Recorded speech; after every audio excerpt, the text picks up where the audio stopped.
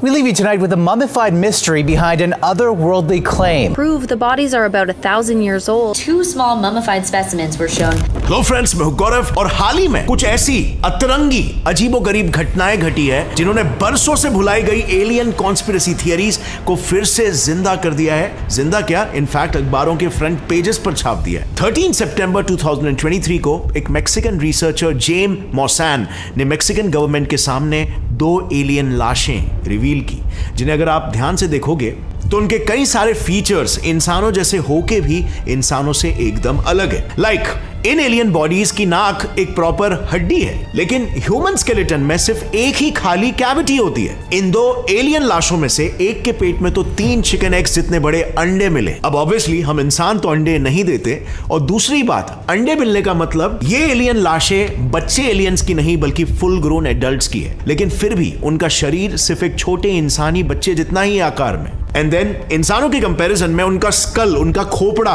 भी काफी अतरंगी है, अनयूजुअल तरीके से इलोंगेटेड है, and last but not the least उनके हर पंजे पर 5 के बजाय सिर्फ 3 उंगलियां हैं। बट यही विचित्र घटनाएं यहीं पर खत्म नहीं होती। जाने माने फॉरेंसिक एक्सपर्ट होजे बेनिटेस, जिन्होंने बाय द वे इन लाशों का एक्सरे और सीटी स्कैन किया है, वो भी ये कह रहे हैं कि ये दोनों एलियन लाशें एकदम असली है। सो क्या फाइनली फ्रेंड्स एलियंस का एग्जिस्टेंस प्रूव हो चुका है? वेल, देखो, as a pure science enthusiast and a rational person जो हर चीजों को फर्स्ट प्रिंसिपल और फंडामेंटल से समझने की कोशिश करता है, एंड आई एम श्योर मेरे व्यूअर्स भी ऐसे ही है, ये हमारे लिए एकदम इंपॉर्टेंट है कि हम साइंस को कॉन्स्पिरेसी थियरी से दूर रखें, कोसों दूर। And therefore even though in aliens के सपोर्ट में कई सारे क्रेडिबल एविडेंसेस मिले हैं, it is our scientific duty कि हम इसके जड़ तक जाए और एनालाइज करें कि एलियंस असली है या फिर नहीं। सो इसी इंटेंशन के साथ एज यूजुअल हमने इस डायरेक्शन में अपनी इंडिपेंडेंट रिसर्च शुरू की, एंड जो हमें मालूम पड़ा दैट वाज वेरी शॉकिंग।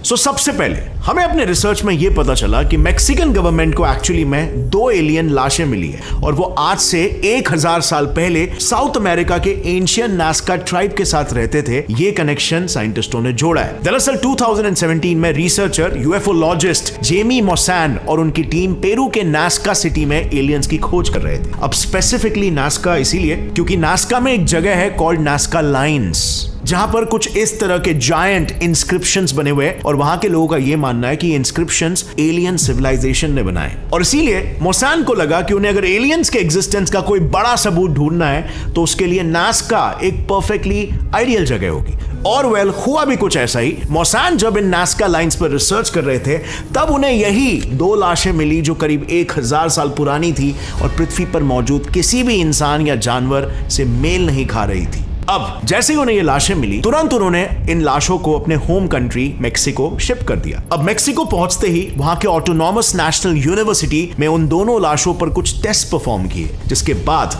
ये चीज सामने आई और ये कंफर्म हुआ कि दोनों लाशें पृथ्वी में किसी भी जीव से मेल नहीं खा रही है वाकई में। बेसिकली उन्होंने जब इन दोनों बॉडीज का डीएनए एनालिसिस किया तो यह पता चला कि उन दोनों ही बॉडीज का डीएनए हम ह्यूमंस के डीएनए से सिर्फ 70% ही मैच हो रहा था। अब ये काफी वियर्ड है, क्योंकि अगर हम अपने डीएनए को एक पक्षी चिकन के साथ भी अगर कंपेयर करें तो इंसानों से कंप्लीटली अलग दिखने वाले चिकन्स का डीएनए भी हमसे इन लाशों से ज्यादा मेल खाता है, जो कि है 75%। और इन एलियन लाशों के तो फीचर्स भी काफी ज्यादा ह्यूमन लाइक रिजेंबल कर रहे हैं, just except for one thing, उनमें से एक लाश के पेट में ये जो 3 अंडे मिले थे, जिनका साइज करीब एक मुर्गी के अंडे के जितना था। I know, very complicated right? और इसीलिए तो ये सबसे बड़ा मिस्ट्री बन चुका है कि ये वाकई में एलियंस है भी कि नहीं। लेकिन फ्रेंड्स, फिलहाल इससे भी ज्यादा इंटरेस्टिंग मिस्ट्री क्या है आपको पता है? वेल, वो है 14 अक्टूबर को इंडिया वर्सेस पाकिस्तान मैच में कौन जीतेगा। लेकिन फ्रेंड्स, अनफॉर्चुनेटली अगर आप बाहर ट्रैवल कर रहे हो या फिर काम करने में बिजी होने वाले हो या जस्ट घर पे नहीं हो, तो डोंट वरी, अब आपको अपने रोजमर्रा का काम और क्रिकेट का लाइव कमेंट्री के बीच में चूज करने की कोई जरूरत नहीं है,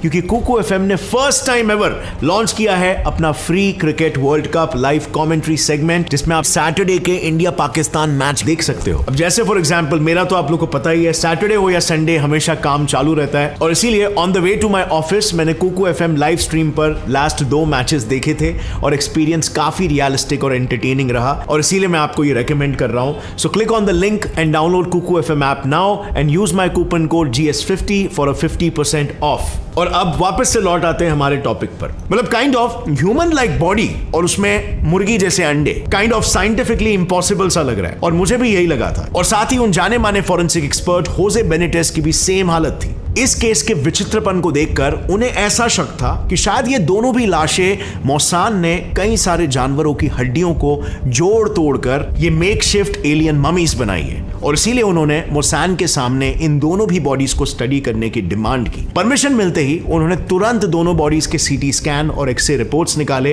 जिसके रिपोर्ट्स काफी शॉकिंग निकले, क्योंकि इन टेस्ट में हो गया दूध का दूध और पानी का पानी। सबसे पहले ये बॉडीज कोई मेकशिफ्ट बॉडीज नहीं थे, बल्कि पूरी तरीके से एक ही जीव के स्केलेटन्स थे। और सेकेंडली, उनमें से जो एक बॉडी के पेट में अंडे थे वो वाकई में एक फीमेल बॉडी थी।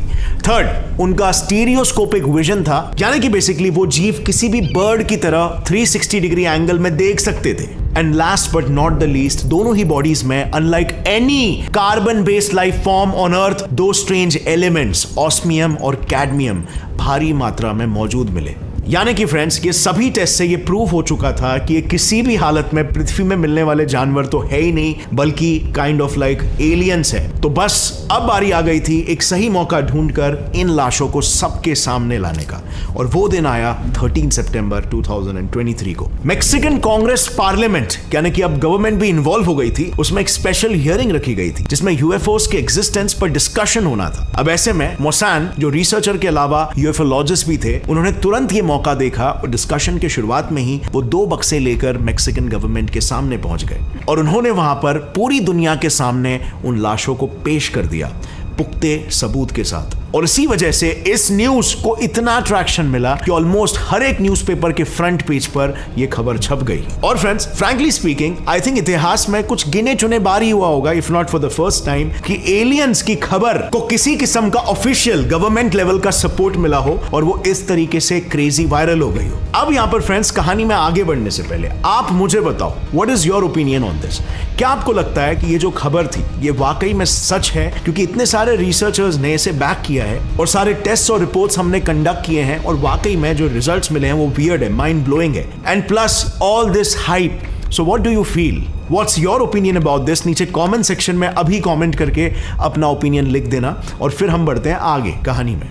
अब बढ़ते हैं फ्रेंड्स इस कहानी के दूसरे पड़ाव में। सो आप लोग तो मेरे वीडियोस काफी टाइम से देख रहे हो, और आपने बहुत सारी खबरें भी ऐसी सुनी होगी कि नासा काफी समय से एलियनों को ढूंढने की कोशिश कर रहा है, और उसने कई सारे स्पेस टेलीस्कोप्स को स्पेशली इसी पर्पस के लिए स्पेस में भेजा भी है कि वो हैबिटेबल प्लैनेट्स फाइंड कर सके और एलियन लाइफ के होने के सबूत को ढूंढ पाए। हम पिछले कई दशकों से यूनिवर्स में एलियन लाइफ के एग्जिस्टेंस को डेस्परेटली ढूंढ रहे हैं। अनगिनत एक्सो प्लैनेट्स को हमने छान मारा है कि कोई ना कोई एक छोटा सा भी एटलीस्ट सबूत मिल जाए कि एलियन लाइफ एग्जिस्ट करती है। And only to find out कि बगल में छोरा और गांव में ढिंडोरा। 13 सितंबर को यूनिवर्स तो छोड़ो, हमें 2 एलियंस की मौजूदगी का पृथ्वी पर ही सबूत मिल गया। Doesn't that sound too good to be true or too improbable to be true? And as the saying goes, big claims require big evidences as well. और इसीलिए फ्रेंड्स, हमने इस चीज को इंडिपेंडेंटली वेरीफाई करने की पूरी कोशिश की। Because personally speaking, being a YouTuber जो कि कंटेंट को मार्केट करता है, हमें मालूम है कि स्टोरी कितनी बिकती है, और अगर उस स्टोरी में आप मसाले डाल दो, आप डाल दो उसमें इमोशंस, आप डाल दो कॉन्स्पिरेसी थियरी, आप डाल दो उसमें thrill, excitement, amazement, fascination, so definitely that story would sell like hot cakes. और ये बात यूट्यूबर से अच्छा और कौन जानता है। और काइंड ऑफ आप अपने अराउंड भी देखोगे तो बहुत सारी चीजें, मार्केट भी तो ऐसे ही होती है ना, स्टोरीज बिकती है। जैसे फॉर एग्जांपल भांगड़ फोर्ट का सेल क्यों बढ़ा? बिकॉज कहा जाता है कि वो एक हॉन्टेड प्लेस है, तो वहां के टिकट्स बिकते हैं। उसी तरीके से एनाबेल गुड़िया को ले लो, जिस म्यूजियम में वो रखी हुई है, वहां पे टिकट्स का सेल क्यों बढ़ता है? क्योंकि उसके साथ ये कहानी जुड़ी हुई है। उसी तरीके से बर्मुडा ट्रायंगल पर काफी सारे लोगों ने बहुत सारी किताबें लिखी है। उसी तरीके से इल्यूमिनाटी पर काफी सारे लोगों ने कितनी किताबें लिखी है, और वो सब काफी ज्यादा बिकती है क्योंकि उनके पीछे भयंकर मसालेदार स्टोरीज होती है। अब खुद अपने आप को पूछो, एंड बीइंग ऑनेस्ट, कि आपको प्लेन ब्लैंड खाना जैसे कि खिचड़ी वगैरह ज्यादा पसंद आएगा, या फिर समथिंग लाइक बटर चिकन, मस्त मसालेदार, मे बी पनीर कढ़ाई, may be paneer tikka masala, obviously चटपटी चीजें, राइट? और इसी तरीके से बोरिंग रियलिटी किसे पसंद है?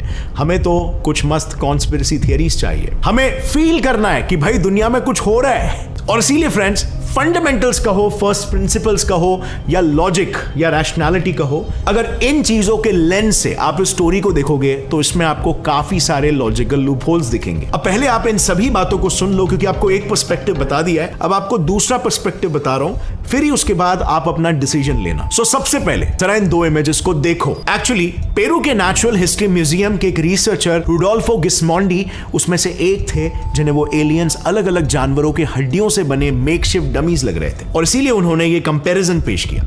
सो इन इमेजेस में ये जो लेफ्ट वाला हाथ है वो उस एलियन का है, और उसे उन्होंने इस नॉर्मल इंसानी हाथ से कंपेयर किया। क्लियरली अगर आप इंसानी हाथ में से थंब और पिंकी फिंगर की हड्डियां निकालोगे तो यही एलियन हाथ बनते हुए नजर आ रहा है। मीनिंग प्रोबेबली रुडोल्फो गिस्मोंडी सही है, और ये एक्चुअली में एक बहुत ही वेल डन मेकशिफ्ट डमी ही है। देन सेकंड पॉइंट, मोसान के डीएनए टेस्ट में यह सामने आया कि इन लाशों का डीएनए ह्यूमन से करीब 30% अलग है। बट गेस व्हाट, 2003 में चिली के अटाकामा डेजर्ट में भी ऐसा ही एक एलियन लाश मिला था, और उसका भी डीएनए शुरुआत में ह्यूमन से सिर्फ 92% ही मैच हुआ था, यानी कि ऑलमोस्ट चूहों जितना। लेकिन फिर जब उस लाश का फिर से एक बार अच्छे से डीएनए टेस्ट किया गया, तब पता चला कि उसका डीएनए ह्यूमन डीएनए से करीब 98% सिमिलर था, बिल्कुल किसी गोरिल्ला या चिंपैंजी की तरह। यानी कि again there is a possibility कि मोसान द्वारा किया गया डीएनए टेस्ट भी फॉल्टी हो, या फिर यह भी एक पॉसिबिलिटी है कि उस एलियन सस्पेक्टेड जीव का डीएनए 30% डिग्रेड हो चुका हो। आफ्टर ऑल डीएनए की हाफ लाइफ होती है 521 ईयर्स, यानी कि हर 521 ईयर्स में डीएनए के बीच के करीब आधे बॉन्ड्स ब्रेक हो जाते हैं, और ये जो एलियन बॉडीज है वो करीब 1000 साल पुराने। सो डीएनए का नॉन ह्यूमन साबित होना is very much possible because of this. Then the third point, आपको याद होगा कि मोसान ने इन दोनों एलियन लाशों के डीएनए टेस्ट मेक्सिको के ऑटोनॉमस नेशनल यूनिवर्सिटी में परफॉर्म करने का दावा किया था। Well guess what, metropolitan autonomous university, जो ऑटोनॉमस नेशनल यूनिवर्सिटी के साथ कोलैबोरेशन में ही अपने सारे टेस्ट कंडक्ट करती है, उसके research reinforcement director Rafale para ने सीधा ये कहा है कि यहां पर ऐसे किसी भी तरह के एलियन डीएनए टेस्ट कंडक्ट ही नहीं हुए हैं, ये सब एक कंप्लीट नॉनसेंस है। यानी कि एक ये भी पॉसिबिलिटी है कि यूएफओलॉजिस्ट जेमी मोसान ने कोई डीएनए टेस्ट कंडक्ट ही नहीं किया, और वो अपनी एलियन कॉन्स्पिरेसी थियरीज को सही साबित करने के लिए झूठ बोल रहा है। इसके बाद आते हैं फ्रेंड्स फोर्थ और मोस्ट इंपॉर्टेंट पॉइंट पर, विच इज इन लाशों में भारी मात्रा में ऑस्मियम एंड कैडमियम पाया गया। देखो, हमें बेसिक स्कूल लेवल केमिस्ट्री में कई बार ये पढ़ाया गया है कि ऑस्मियम और कैडमियम काफी रेयर एलिमेंट्स हैं, not just on earth but पूरे ब्रह्मांड में। सो अगर एक समय के लिए हम मान भी ले कि इस ब्रह्मांड में हम अकेले नहीं हैं, और हमारे अलावा इस ब्रह्मांड में लाखों करोड़ों एलियन सिविलाइजेशन मौजूद है, फिर भी ऐसा हो ही नहीं सकता कि वो ऑस्मियम और कैडमियम से बने हो। इनकी जगह पर अगर इन रिसर्चर्स ने सिलिकॉन भी बोला होता, तब भी इस कहानी में थोड़ा सा दम होता, और मे बी कई सारे रिसर्चर्स इन कहानियों को असली भी मान लेते। फर्स्ट, जैसे कि आप खुद देख सकते हो, ये एलियन डेड बॉडीज ऐसे लगते हैं जैसे सैंड से बने हुए हो, एंड सैंड आपको भी पता है सिलिका यानी सिलिकॉन डाइऑक्साइड से बनी होती है। सेकेंडली, ये बॉडीज नास्का लाइंस के जहां पर पास मिली थी वो बेसिकली डायटॉम के माइंस थे। अब डायटॉम ऐसे माइक्रोस्कोपिक जीव होते हैं जो अगेन सिलिका को इस्तेमाल करके अपने इर्द गिर्द एक क्रिस्टल जैसा हार्ड कवच बना लेते हैं। बट इन दो रीजंस के अलावा जो तीसरा और सबसे मोस्ट इंपॉर्टेंट रीजन है वो ये है कि कार्बन के बाद लाइफ के फॉर्मेशन के लिए अगर दूसरा कोई एलिमेंट सबसे ज्यादा स्टेबल माना जाता है तो वो है सिलिकॉन, क्योंकि सिलिकॉन हाई टेम्परेचर्स में कार्बन जैसे ही प्रॉपर्टीज को दिखाता है, और हमारा डीएनए कार्बन बेस्ड है। सो इसीलिए सही एनवायरनमेंट में सिलिकॉन पोटेंशियली उसकी जगह ले सकता है। यही वजह है कि scientist extra terrestrial life form को ढूंढते वक्त silicon based different life forms के परम्यूटेशन और कॉम्बिनेशंस की पॉसिबिलिटी को कंसीडर करते हैं। अभी आपको पूरी तरीके से समझ में नहीं आया है तो एकदम बेस लेवल पे इस कॉन्सेप्ट को समझते हैं। तो लाइफ एग्जैक्टली क्या है? अगर आप थोड़ा सा गौर से सोचोगे तो लाइफ एक तरह का सिस्टम है जो आसपास के वातावरण से इंटरैक्ट तो करता है, but at the same time वो एक सेल्फ डिपेंडेंट और आइसोलेटेड सिस्टम है। लाइक फॉर एग्जांपल, हमारे खुद के शरीर को ही ले लो। हमारा ब्रेन हार्ट और लंग्स को चलाता है ताकि वो ब्लड के जरिए ऑक्सीजन पूरे शरीर में पहुंचाए, and at the same time heart और लंग्स साथ में काम करते हैं और ऑक्सीजन ब्रेन तक पहुंचाते हैं, इसीलिए ब्रेन चलता है। यानी कि इन तीनों का चलना एक तरह से एक दूसरे पर डिपेंडेंट एलिमेंट है और हमारी स्किन इसी सेमी ऑटोमेटिक सिस्टम को आसपास के इंटरफियरिंग वातावरण से आइसोलेटेड रखती है। सेम चीज आप एक बेसिक सेल के लेवल में भी देख सकते हो, जहां पर सेल वॉल्स, वो वॉल बनते हैं जो सेल के अंदर के इंटरनल सिस्टम्स को एक्सटर्नल वर्ल्ड से आइसोलेटेड रखते हैं। अब लाइफ के इस डेफिनेशन से ना दो और प्रोफाउंड सवाल पैदा होते हैं। पहला, तो आखिर इतना सोफिस्टिकेटेड सिस्टम काम कैसे करता है, और दूसरा, अगर इस ब्रह्मांड में कोई लाइफ एग्जिस्ट करती है तो वो कार्बन के अलावा और दूसरे कौन से एलिमेंट्स चुन सकती है, जैसे हमने अभी कुछ ही टाइम पहले सिलिकॉन के बारे में बात किया।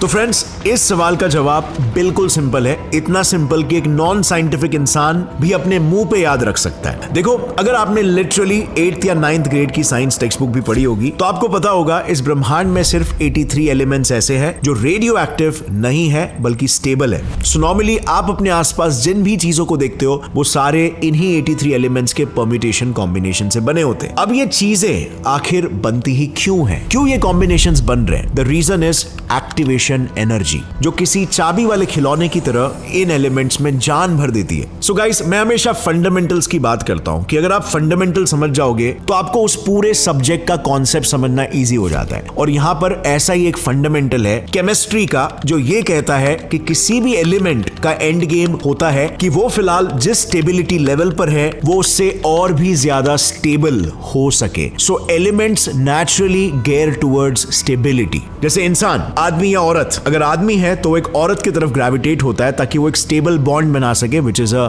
Marriage, and same thing goes for females as well. So ये इसे समझने का इजी तरीका है। So coming back to chemistry, chemistry में कोई भी केमिकल रिएक्शन आप उठा के देख लो, हमेशा रिएक्ट करने वाले एलिमेंट्स की एनर्जी रिएक्शन के एंड में बने प्रोडक्ट्स की एनर्जी से ज्यादा होती है। यानी कि आपस में रिएक्ट करते ही वो एक दूसरे की जरूरतों को पूरा करके स्टेबल या शांत बन जाते हैं। बट एक सेकेंड, अगर यही एंड गोल है तो आज 13.7 बिलियन सालों बाद भी इस ब्रह्मांड के सभी एलिमेंट्स स्टेबल क्यों नहीं हो गए? वो आज भी एक दूसरे से रिएक्ट कर करके नई नई चीजें क्यों बना रहे? वेल, द रीजन इज ये जो रिएक्टेंट्स से प्रोडक्ट्स बनने का रास्ता है ना, उसके बीच में एक एक्टिवेशन एनर्जी का पहाड़ होता है। और एग्जैक्टली इसी के बेसिस पर हम उन 80 एलिमेंट्स को 3 कैटेगरीज में बांटते हैं। कुछ एलिमेंट्स के रास्ते में ये एक्टिवेशन एनर्जी का पहाड़ बहुत ही छोटा होता है। सो वो रूम टेम्परेचर की जो हीट है उसमें भी आपस में रिएक्ट करके प्रोडक्ट्स फॉर्म करने लगते हैं। देन कुछ एलिमेंट्स का ये पहाड़ इतना ऊंचा होता है कि उसे पार करने के लिए हजारों डिग्री सेल्सियस जितनी हीट एनर्जी की जरूरत होती है, एंड देयरफॉर वो नॉर्मल रूम टेम्परेचर में किसी से रिएक्ट नहीं करते और सिर्फ एक्सट्रीमली हाई टेम्परेचर्स में ही रिएक्ट करते हैं। और इन दोनों प्रकार के एलिमेंट्स के बीच कुछ ऐसे एलिमेंट्स भी होते हैं जिनका ये पहाड़ बिल्कुल परफेक्ट साइज होता है। यानी कि वो इतने रिएक्टिव तो होते हैं कि किसी के साथ मिलकर कुछ नए बॉन्ड्स फॉर्म कर सके, पर इतने रिएक्टिव भी नहीं होते हैं कि रूम टेम्परेचर में ही रिएक्ट करने लग जाए। अब कार्बन और उसके नीचे मौजूद उसके सिबलिंग्स एग्जैक्टली इसी कैटेगरी में आते हैं, और इसीलिए लाइफ का उनको चुनना ज्यादा प्रोबेबिलिस्टिक माना जाता है। अब silicon is one such element जो पीरियोडिक टेबल में बिल्कुल कार्बन के नीचे पड़ता है, और यही वजह है कि मैंने कहा कि एक बार के लिए उन मैक्सिकन रिसर्चर्स ने सिलिकॉन भी अगर बोला होता तो उनकी स्टोरी ज्यादा बिलीवेबल होती, या एटलीस्ट ज्यादा देर तक ये नैरेटिव टिकता। But then again, even silicon भी 100% कार्बन के प्रॉपर्टीज को मिमिक करके लाइफ नहीं फॉर्म कर सकता। हमारी पृथ्वी पर तो इनफैक्ट सिलिकॉन ज्यादा है, वो पृथ्वी पर मौजूद कार्बन से करीब 1000 गुना ज्यादा है। मिट्टी, पत्थर, सैंड, ये सब सिलिका से ही तो बने हुए। येट इतने अबंडेंस और पृथ्वी के स्टेबल वातावरण होने के बाद भी लाइफ ने कार्बन को चुना instead of silicon. So this adds to the fact कि इवन सिलिकॉन के लिए भी लाइफ को पैदा करना बहुत मुश्किल है, और इसीलिए ऑस्मियम और कैडमियम की तो बात ही छोड़ दो। ऊपर से इस पूरे मैक्सिकन एलियन वाली कहानी का सबसे बड़ा क्लाइमैक्स पता है क्या है? पेरू की नास्का सिविलाइजेशन, जिन्होंने by the way no Nazca lines बनाए थे, उनके एक मिस्टीरियस रिलीजियस रिचुअल के तहत वो अपने बच्चों के सर पर एक काफी टाइट कपड़ा बांधा करते थे, और उसकी वजह से उनके सर में ऐसे परमानेंट डिफॉर्मेशंस पैदा हो जाते थे। Plus another thing connects over here, अगर अनफॉर्चुनेटली किसी वजह से उन बच्चों की मौत हो जाती तो उन्हें कैडमियम क्लोराइड के जरिए ममीफाई किया जाता था। यानी कि there is a strong possibility कि मेक्सिको के ये एलियंस एक्चुअली में नास्का बच्चों के ममीज हैं, और इस पूरे कॉन्स्पिरेसी थियरी के पीछे का एक्चुअल फैक्ट हमें साइंस में नहीं बल्कि हिस्ट्री में मिलेगा। So all in all friends, मुझे पर्सनली ये लगता है कि सारा कुछ बस एनाबेल डॉल जैसा ही एक टूरिज्म अट्रैक्ट करने का जरिया है, जिसमें इन एलियन बॉडीज का हाइप क्रिएट करके एक स्टोरी बेची गई है। 1970s के एनाबेल डॉल का हाइप आपको पता होगा, जिसमें ऐसे बताया गया था एक हॉन्टेड डॉल मिली है जो श्रापित है और जो जिंदा है। अब उसे सच बताकर बेस्ड ऑन 2 स्टोरी बोलकर उसमें 3 हिट मूवीज बन गई है और अल्टीमेटली स्टोरी को लोग और भी ज्यादा सच मानने लग गए। और आज वो डॉल कनेटिकट के वॉरेन्स ऑकल्ट म्यूजियम में एक टूरिस्ट अट्रैक्शन के तौर पर रख दी गई है। I would not be surprise कि आगे चलकर इन्हीं मैक्सिकन एलियन बॉडीज के साथ भी ऐसा हो। और फिलहाल के लिए लोग इसीलिए इन एलियन स्टोरीज पर बिलीव कर रहे हैं क्योंकि कोइंसिडेंटली ये स्टोरी एग्जैक्टली तभी लाइमलाइट में आई जब साइमल्टेनियसली नासा अपनी खुद की कंट्री में यूएफओ साइटिंग्स को लेकर एक ऑफिशियल कॉन्फ्रेंस कंडक्ट कर रहा था। एक्चुअली हुआ कुछ यूं कि रिसेंट कुछ सालों में यूएस ने ये एक्नॉलेज किया है कि यूएफओ जैसी कुछ चीजें उनके एयरफोर्स और अन्य गवर्नमेंट ऑफिशियल्स ने भी स्पॉट किए हैं और वो इन घटनाओं को और ज्यादा सीरियसली स्टडी करना चाहते हैं। अब यूएस को पता था कि लोग ऐसी घटनाओं को क्विकली एलियन से जोड़ देते हैं, इसीलिए आपको शायद ये पता नहीं होगा पर नासा ने अपने पूरे कॉन्फ्रेंस में कहीं पर भी यूएफओ ये शब्द इस्तेमाल ही नहीं किया। उन्होंने हर जगह पर यूएपी यानी अनआइडेंटिफाइड एरियल फिनोमेनन ये शब्द इस्तेमाल किया था, क्योंकि पास्ट में ऐसे कई यूएपीज हो चुके हैं जिनकी वजह से प्लेन एक्सीडेंट्स हुए हैं। 24 जून 1982 को ब्रिटिश एयरवेज फ्लाइट 009 इंडोनेशिया के एक वोल्केनिक रीजन के ऊपर से उड़ रही थी कि अचानक से उसके चारों इंजन्स फेल हो जाते हैं और इसीलिए इस फ्लाइट की जकार्ता में इमरजेंसी लैंडिंग करवानी पड़ी। जांच के दौरान यह बात सामने आई कि इंजन में वोल्केनिक ऐश जाने की वजह से वो इंजन टोटली इनएक्टिव हो गई थी, यानी कि फेल हो गई थी। अब यहां पर प्रॉब्लम यह है कि वोल्केनिक ऐश जैसे पार्टिकल्स रडार पर डिटेक्ट ही नहीं होते और इसी वजह से पायलट्स को जरा भी नहीं पता चल रहा था कि भाई एक्चुअली में हो क्या रहा है प्लेन में, कि क्यों प्लेन के इंजन्स काम नहीं कर रहे, कोई भी वार्निंग ही नहीं दिखाई दे रहा है। और इसीलिए इस इंसिडेंट के बाद ICAO यानी कि इंटरनेशनल सिविल एविएशन ऑर्गेनाइजेशन ने दुनिया भर में वोल्केनिक ऐश एडवाइजरी सेंटर्स यानी कि VACs को एस्टैब्लिश किया ताकि वोल्केनिक ऐश की सूचना उस एरिया में आसपास ही उड़ रहे फ्लाइट्स को अलग से मिले, जो कि पहले नहीं मिला करता था। यानी कि इस पूरे घटना में जो UAP था वो था volcanic ash and not a UFO। और यही वजह थी कि नासा ने ये कॉन्फ्रेंस एलियंस के लिए रखी नहीं थी बल्कि एयर ट्रैवल को सेफ बनाने को लेकर ऑर्गेनाइज की। वो दूर दूर तक मैक्सिकन एलियन बॉडीज से रिलेटेड नहीं है। और ऊपर से सिंस मैक्सिकन गवर्नमेंट ने अब तक किसी दूसरी कंट्री के रिसर्चर्स को इन स्पेसिमेंस पर रिसर्च करने की परमिशन नहीं दी है, तो करंटली ये सारा मामला काफी मर्की है। अगर ये लोग इन्हीं बॉडीज को दूसरे कंट्रीज के साइंटिस्ट या रिसर्चर्स को एक्सप्लोर करने देते हैं तो हमें भी काफी सारे अनआंसर्ड क्वेश्चंस के आंसर्स मिल जाएंगे। क्वेश्चंस लाइक अगर वो एंशिएंट नास्का ट्राइब के बच्चों के ममीज है और इसीलिए साइज में छोटे हैं तो फिर उन एलियंस के पेट में वो एग्स कैसे आए। एंड देन ह्यूमन स्केलेटन्स में नाक में कोई हड्डी नहीं होती, बस सिर्फ एक ही कैविटी होती है, तो फिर इन ममीज में नाक की एक अलग हड्डी कैसे आई। अब इन सारे सवालों के जवाब तो हमें आगे ही मिलेंगे फ्रेंड्स, बट अभी के लिए मैं पर्सनली ये मान के चल रहा हूं कि यहां पर उनके वाकई में एलियंस होने के चांसेस एक्सट्रीमली कम है and this is based on my understanding of astrophysics and astrobiology. In fact आपको ये पर्सपेक्टिव कभी भी नहीं भूलना चाहिए, साइंस की दुनिया का हो या फिर स्पिरिचुअलिटी की दुनिया का हो या रिलीजन की दुनिया का हो, दुनिया में हमेशा every facet of today's world is interlinked, is intertwined with economics. और इकोनॉमिक्स वो एक फील्ड है जो